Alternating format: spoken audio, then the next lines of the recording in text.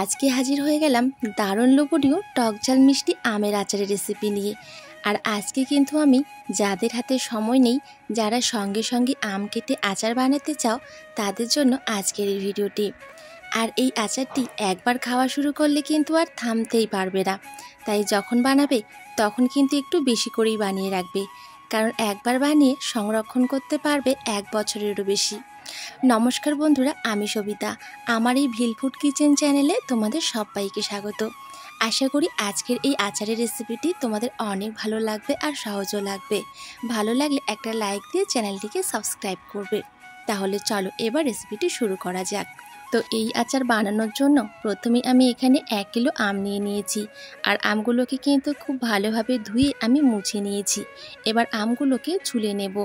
তো তোমরা চাইলে কিন্তু খোসা সমেতই কিন্তু এই আচারটা তৈরি করতে পারো, তবে আজকে কিন্তু আমি খোসা ছাড়া এই আচারটা তৈরি করে দেখাবো। তো দেখো, আমি কিন্তু আমটার আঁশগুলো খুব ভালোভাবে ছুলে নিয়েছি। এবার আমি কেটে নিচ্ছি। আর আচার বানানোর জন্য একদম কচি আম নিলে কিন্তু খুব একটা ভালো হবে না, তাই এমনই আম নিতে হবে যে আমের আটিগুলো তুলনামূলকভাবে একটু শক্ত হয়, কিন্তু আবার পাকা আমের আটির মতো অতটাও যেন শক্ত না হয়, ঠিক এমনটা। তাহলে কিন্তু আচারটা পারফেক্ট হবে। তো এবার আমি কিন্তু লম্বা লম্বা করে কেটে নিচ্ছি। তারপরে কিন্তু ছোট ছোট টুকরো করে কেটে নেব। তোমরা চাইলে কিন্তু এরকম লম্বা লম্বা করে কেটেও কিন্তু আচার তৈরি করতে পারো। তোমাদের যেমন পছন্দ তোমরা ঠিক তেমনভাবে কিন্তু কেটে আচারটা তৈরি করতে পারো। আর আমরা যত আচারই খাই না কেন বন্ধুরা, আমের আচার এমন একটা আচার যেটা কিন্তু ভাত পাতের শেষে না থাকলে মনটা যেন ঠিক ভরে না। আমি যেভাবে এই আচারটা তৈরি করছি তোমরাও ঠিক সেইভাবেই তৈরি করবে, দেখবে খেতে কিন্তু দারুণ লাগে। তো দেখো, এবার আমি আমগুলোকে ঠিক এইভাবে ছোট ছোট টুকরো করে কেটে নিচ্ছি। তো আমটা কিন্তু আমার কাটা হয়ে গেছে, ঠিক এরকম করে কেটে নিয়েছি। একইভাবে সমস্ত আমগুলোকে এখন আমি কেটে নেব। তো একইভাবে সমস্ত আমগুলোকে কেটে নিয়েছি। এবার কিন্তু আমি আর ধোবো না, এবার সরাসরি আচার বানাতে যাব। তার জন্য একটা কড়াই বসিয়ে দিয়েছি। আর কড়াইয়ের মধ্যে দিয়ে দিচ্ছি 50 গ্রাম সরিষার তেল।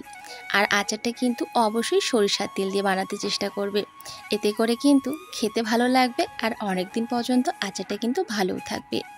এবার তেলটাকে হালকা করে গরম করে নিতে হবে। তো তেলটা যখন হালকা করে গরম হয়ে যাবে তখন দিয়ে দিচ্ছি 1/2 চামচ কালো জিরে, দিয়ে দিচ্ছি 1/2 চামচ হলুদের গুঁড়ো, আর দিয়ে দিচ্ছি 1 চামচ নুন। এবার নুন আর হলুদটাকে একসাথে খুব ভালোভাবে ভেজে নিতে হবে। এইভাবে যদি নুন আর হলুদটাকে ভেজে আচারটা তৈরি করা যায় তাহলে কিন্তু খেতে খুব ভালো লাগে। তো নুন আর হলুদটাকে একসাথে ভালোভাবে ভেজে নিয়েছি। এবার দিয়ে দিচ্ছি কেটে রাখা আমগুলো। এবার নুন আর হলুদের সাথে আমগুলোকে খুব ভালোভাবে মাখিয়ে নেব। আর এখানে কিন্তু আমটা আজকে আমি রোদ্রে দিলাম না। তোমাদের হাতে যদি সময় থাকে তাহলে কিন্তু সামান্য নুন আর হলুদ মাখিয়ে ঘন্টা 2-3-এর জন্য রোদ্রে শুকিয়ে নিতে পারো। একেবারে কিন্তু হালকা শুকিয়ে নিতে হবে। আর আজকে কিন্তু আমি যাদের হাতে সময় নেই, যারা সঙ্গে সঙ্গে আম কেটে আচার বানাতে চাও, তাদের জন্য কিন্তু আজকের এই আচারটা তৈরি করছি। তো যাই হোক, এবার আমি নুন আর হলুদের সাথে আমটাকে একটু ভালোভাবে ভেজে নেব। এতে করে কি হবে, সুন্দর একটা কালারও চলে আসবে আর আমের মধ্যে যে একটা জলীয় ভাব থাকে সেটাও কিন্তু আর থাকবে না। তো মাঝারি আঁচে 5 মিনিট জাল দিয়ে আমটাকে খুব ভালোভাবে ভেজে নিয়েছি।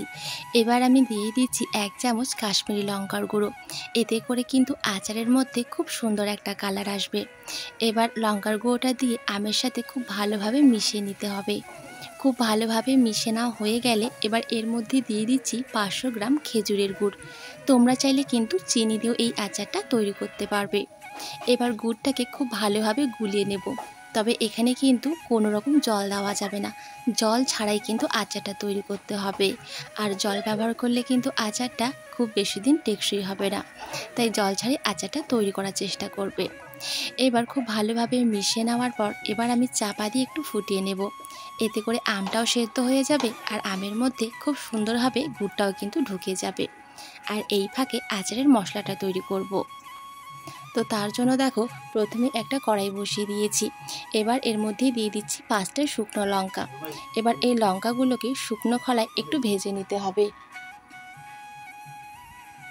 তো লঙ্কাগুলোকে হালকা করে একটু ভেজে নিয়েছি। এবার বাকি মশলাগুলো এর মধ্যেই দিয়ে দিচ্ছি। প্রথমে দিয়ে দিচ্ছি 1 চামচ গোটা জিরে, 1 চামচ মৌরি, আর দিচ্ছি হাফ চামচ কালো সরিষা, আর দিচ্ছি হাফ চামচের একটু কম 5 ফোড়ন। এবার দিচ্ছি হাফ চামচ মেথি, আর দিচ্ছি 1 চামচ গোটা ধনে। এবার এই সমস্ত মশলাগুলোকে একটু ভেজে নেব যতক্ষণ না পর্যন্ত কালারটা চেঞ্জ হচ্ছে আর সুন্দর একটা গন্ধ বেরোচ্ছে, ততক্ষণ ভেজে নিতে হবে। আর এখন কিন্তু বাজারে অনেক দামি দামি মশলা পাওয়া যায়, কিন্তু নিজের হাতে তৈরি এই গুঁড়ো মশলাটা যদি আচারে দেওয়া না যায় তাহলে কিন্তু সত্যি বন্ধুরা আচারের স্বাদটা ঠিক পাওয়াই যায় না। তো যাই হোক, চলো মশলাটাকে এবার ভেজে নিই। তো মশলাটাকে আমি ভেজে নিয়েছি, দেখো কালারটাও চেঞ্জ হয়ে গেছে আর খুব সুন্দর একটা গন্ধও বেরিয়েছে। এবার মশলাগুলোকে একটা প্লেটের মধ্যে নামিয়ে আমি ঠান্ডা করে নেব। তো মশলাগুলোকে আমি ঠান্ডা করে নিয়েছি, এবার আমি গুঁড়ো করে নেব। তোমরা চাইলে কিন্তু শিলনোড়াতেও গুঁড়ো করতে পারো। তো এই মশলাগুলো কিন্তু একেবারেই মিহি করে গুঁড়ো করা যাবে না, একটু দানা দানা করে কিন্তু গুঁড়ো করতে হবে, এতে করে কিন্তু আচারে খেতে খুবই ভালো লাগবে। তো এবার ঢাকনা দিয়ে মশলাটাকে আমি গুঁড়ো করে নিচ্ছি।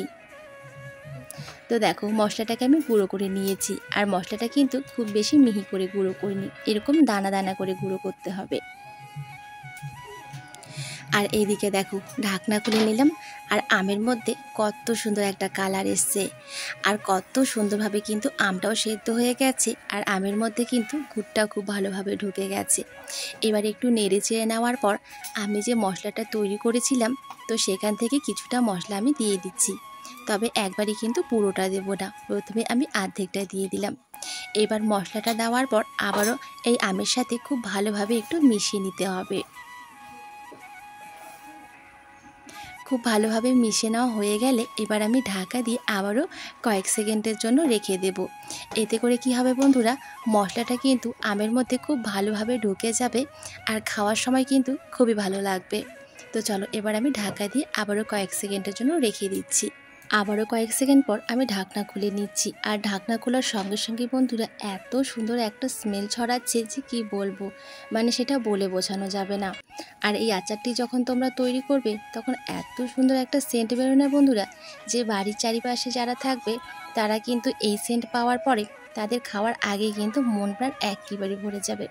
তো যাই হোক, এবার গ্যাসটাকে বন্ধ করে দিলাম, আর বাকি মশলাটা যে ছিল সেটাও দিয়ে দিলাম, আর দিয়ে দিচ্ছি 1.5 চামচের মতো ভিনিগার। এতে করে আচারটা কিন্তু অনেক দিন পর্যন্ত ভালো থাকবে। এবার মশলা আর ভিনিগারটাকে একসাথে খুব ভালোভাবে আচারের সাথে মিশিয়ে আমি আচারটাকে খুব ভালোভাবে ঠান্ডা করে নেব। তো আচারটাকে খুব ভালোভাবে আমি ঠান্ডা করে নিয়েছি। এবার কিছুটা আচার একটা প্লেটের মধ্যে নিয়ে নিচ্ছি, আর ঠান্ডা করার পর কিন্তু তোমরা কাচের এয়ারটাইট বক্সের মধ্যে ভরে কিন্তু 1 বছরের বেশি সংরক্ষণ করতে পারবে। আর দেখেছো বন্ধুরা কত সুন্দর কালার এসছে, আর খেতেও না অসাধারণ হয়েছিল। বাড়িতে অবশ্যই কিন্তু ট্রাই করো, আর আমাকে কমেন্টের মাধ্যমে জানিও তো বন্ধুরা যে তোমাদের খেতে কেমন লেগেছে। আর আজকে যদি আমার চ্যানেলে নতুন হয়ে থাকো তাহলে বেল আইকন সহ চ্যানেলটিকে সাবস্ক্রাইব করে আমার সঙ্গে থাকার অনুরোধ রইল। ভালো থাকবে, সুস্থ থাকবে, আবার কথা হবে অন্য কোনো দিন অন্য কোনো রেসিপি নিয়ে। ভিডিওর শেষ পর্যন্ত আমার সঙ্গে থাকার জন্য তোমাদের সবাইকে অসংখ্য অসংখ্য অসংখ্য ধন্যবাদ জানাই।